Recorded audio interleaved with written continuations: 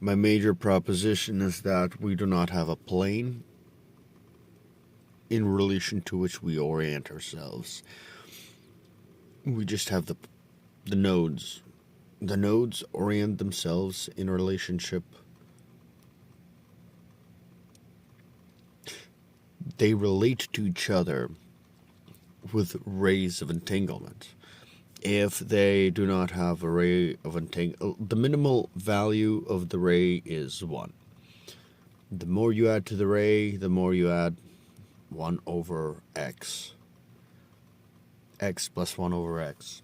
It's more complicated than that, but if you reiterate that to step 9,390, somewhere around there, you'll get close to the Feynman constant.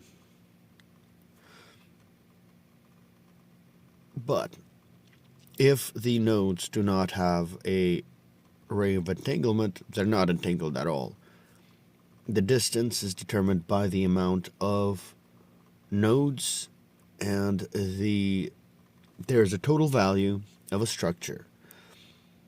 Each node is determined, each node's position is determined by its rays of entanglement to other nodes.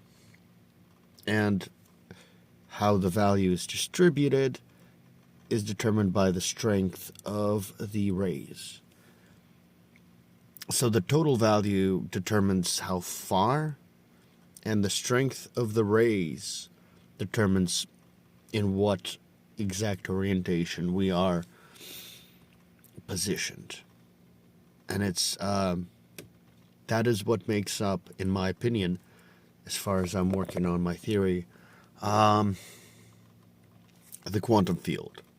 These quantizers, nodes of zero dimensionality, and they gain dimensionality through these rays. The rays don't have dimensionality either. It's just relationships. And that way you can start with a flat plane.